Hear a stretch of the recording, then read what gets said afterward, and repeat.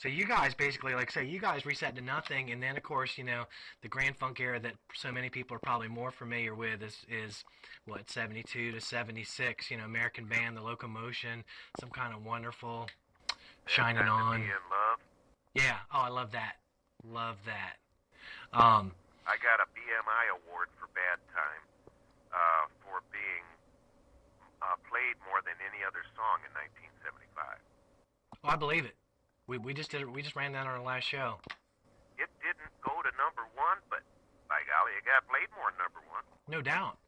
So in 1976, the thing that was always ironic to me was, I mean, I would definitely, I don't know if anybody else has ever called you this or not, but in my mind, you guys are the fathers of arena rock and big album sales.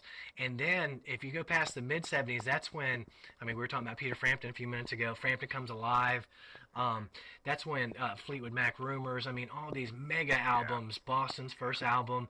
And I mean, especially like Boston. I mean, there would, if it weren't for you guys, there would be no Bad Company, Boston, Foreigner.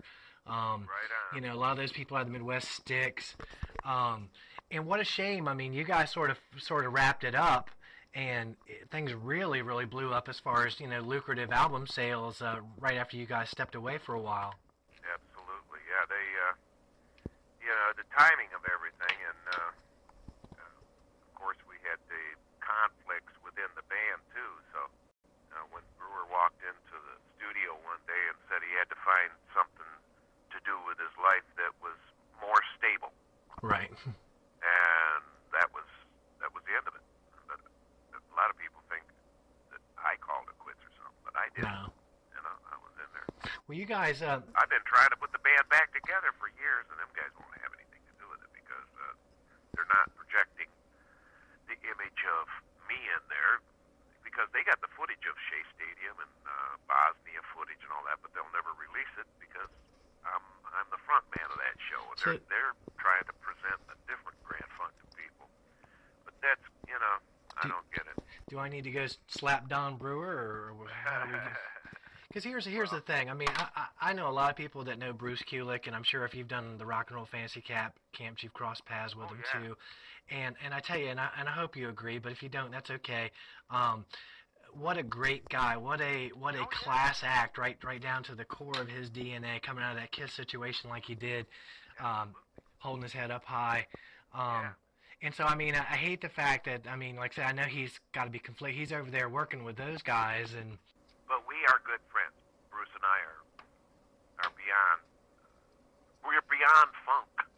yeah, isn't he a nice guy though? Because like I say, I remember when I first saw that he was joining Grand Funk, I'm like, why is Bruce Kulick joining Grand Funk? Grand Funk has Mark Farner. There's no room for Bruce. I didn't realize that all the behind the scenes goings on had. And I guess when you guys got back together in the '90s, and it was following, was like immediately after you did the Ringo's All Stars thing? Yes. Was that the first Ringo's All Star group that you were in? Yes, it was. That's awesome. Because we did, I just talked to Gary Wright last month. We did an interview with him, and he's done his second All-Star thing. He just came off it recently. But what a really cool experience. I mean, you were on that stage with John Entwistle of The Who, Billy Preston. I mean, oh my gosh, Billy Preston, I love him. Randy Bachman. Yeah, man. Great people. I don't know if you ever see Randy, but Randy has some interesting stories in that you think that the Grand Funk Railroad, all the legalese surrounding whether you can call yourself for a gig, you have to say formerly of Grand Funk Railroad or whatever. But he's got it even worse because they split the name up, BTO and Bachman Turner Overdrive. So he got Bachman Turner Overdrive so he also got to keep his name. He's Bachman. I mean, it is hard to believe that you have to fight to keep your own God-given name. But the other guys, but Turner and his brother got BTO. And then a lot of promoters don't know, just like in your situation, what the legal ramifications are, and they'll put Bachman Turner Overdrive. But I think him and Fred just recently have gotten back together and are going to maybe try and do something as Bachman Turner Overdrive. That'd be great. So how did the '90s reunion come about? Because I mean, this show started in 1995, and the '70s revival was sort of going on. Kiss got back together. Were you guys just sort of stepping into that wave, or was it a little more organic than that? Mel Shocker came to me and asked me about putting the band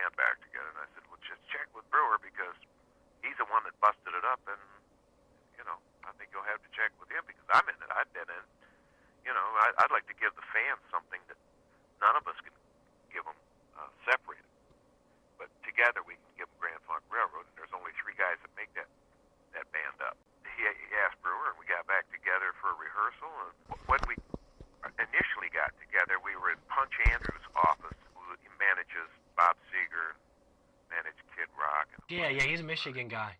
Mm-hmm. Yeah, and he was doing the Grand Funk thing at the time, and we agreed because Brewer wanted me not to tour solo, as he figured it would be competition for Grand Funk dates, and I said, okay, but I'm only going to do that for a period of 2 years. Well, we agreed to it verbally, and that was because at the end of that run, those guys still wanted to keep going, and by this time, Brewer had got me in the hotel room one night after the show and said that I needed to sign my individual ownership of the trademark into the corporation where it would have this protective umbrella. Well, Brewer had gone to law school, and I didn't finish high school, so I figured he knows what he's talking about. He's looking out for our best interest, and I thought he was my friend, but then they used that as a 2 out of 3 thing to throw me out of the corporation, and that's where I made my... Oh, so you guys at that moment actually organized Grand Funk Railroad as a corporation, and then what? You were majority shareholders, and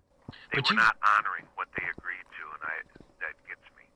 That really drives me up the wall when somebody doesn't live up to something they've committed to. And it's deception to go out and call yourself Grand Funk without any clue as to the guy that wrote saying 90-some% of the original material is not going to be in the band. Come on, at least Creedence said revisited, you know? Or you could do like a Kiss and strap a couple other guys in the makeup and... Yeah. Good grief. Yeah. What a shame. And that, I'm sorry that there's some shallowness like that, because I thought a lot more, and still do think a lot more of what Grand Funk, who Grand Funk is in the minds of the real fans that I was speaking to back then, you know, when I wrote those songs. And can't you, if the Eagles can get along, I mean, come on. I mean, for the betterment of the music, and not even about a big payday or anything, but just to preserve the legacy that's Grand Funk and to not diminish it. I mean, you would think that everybody could sort of, bury the hatchet. And I did throw in a comment saying, listen, we're all 3 still sucking air. Why don't we go back out, bury the hatchet, just let's forget about in the past, go back out as Grand Funk, and give the fans what neither one of us can give separately. Because there's magic in what you do, and I've seen some clips on YouTube of your solo stuff. And I'm not just saying this because I'm interviewing you, and I would flip it if I was doing Don, but when you do the Grand Funk stuff, to my ears, it sounds a lot better and more true than the 2 of them. It's not just about the voice or whatever. I just don't know what it is.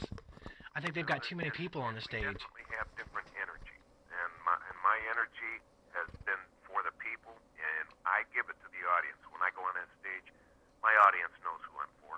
Sure. There's no guesswork.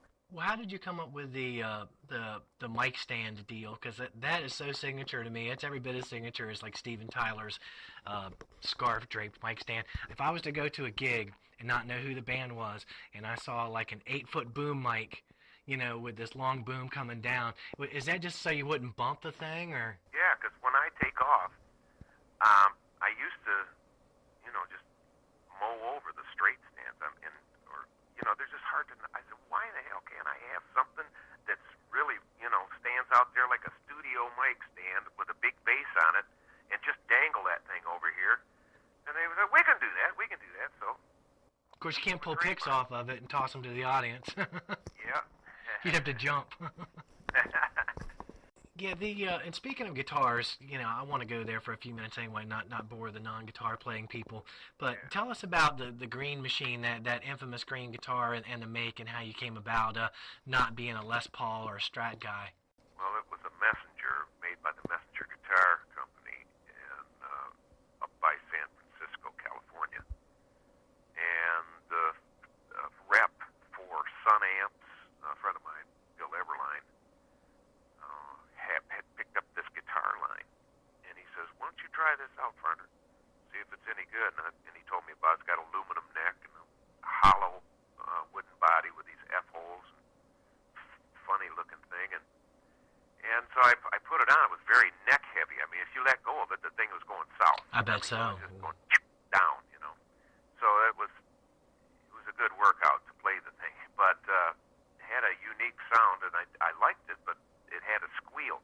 So I stuffed the F-holes full of foam and whatever I could put in there, and then, put some masking tape over it, and spray painted it with some psychedelic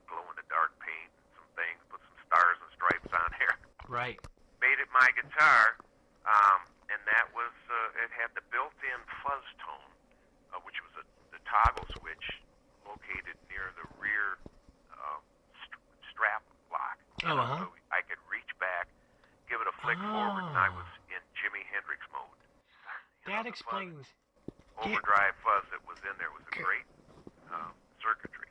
Awesome, because my follow-up was going to be in the Shea Stadium clip for Closer to Home. I mean, just how nicely that guitar cleaned up. Because, I mean, you're doing the intro with the little, it's like the little, I don't know if it's a tremolo or whatever. And then all of a sudden, I didn't see you step on anything, and the guitar was just pristine and clean. I'm like, whoa, how do you do that? Magic. Yeah, I didn't know if you had a sound guy, because like I say, this was 1971, so there wasn't, big rack switching, Bradshaw switching rack, Yeah, that was just my in the guitar.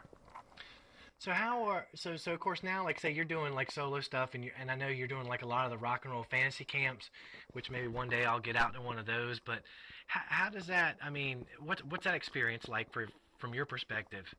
My perspective, it's very rewarding to hear all of the stories and the moments that my music touched somebody's heart, or when it meant something to them, and it was, a lot of it is very emotional, and I love it because it just validates my reason for being here and what I do. I'm just going to continue doing what I do because I'm encouraged to. And I was given this talent. It's a natural thing. It's inside. I just got it. I do a lot of recording at home. Have you gotten into that? Like got a little studio at the house or anything? Do you do any writing still, or? Yeah, I use Mark of the Unicorn, digital performer. Mm-hmm. And because that's what I started with years ago, and the only thing I understand, I don't want to have to learn a bunch. Yeah, I just I'm with you. barely do what I'm doing now, Alan. I'm barely getting by, but I can do it. And now with technology, even like you, I mean, it's like worrying about a record deal. So many people I know, they don't even have to worry. Like I've got a Merrill Osmond CD right in my hand. He recorded it and pressed it himself. You don't need Capitol Records anymore. You can just go to disc makers and start direct selling them on your website. Yeah. And keep all the money. We did with our last releases. We did it ourselves, Yeah. That is the only way to fly, brother, because you get to keep all the money. There's no Terry Knight getting 16% of that. Right on, dude. For sure. Well, Mark, it has been so awesome for you to give us this much of your time. Like I said, I could keep you on here all night, but I know you're a busy man. Yeah, appreciate it, brother. I appreciate who you are, Alan, and your expertise and what you've lived through. It's refreshing to speak to somebody who's still on the earth. I'm 45 years old, so obviously I cut my teeth on Grand Funk Records, and to have the opportunity to sit and talk guitar stuff with you, it's just an amazing gift that money can't even touch. Right on, brother. Can you tell us, just so that people will know, if they want to make a contribution for Jesse's Care, how we can do that? Go to markfarner.com, and the information is there about Sweet Relief and the people that we are working through so that it can be a tax deduction. Super. And I appreciate that, Brother Allen. God bless you, my friend. Thank you. God bless you too, Mark, and thanks so much for joining us. Okay, brother. All right, take care, bud. Yeah, bye-bye.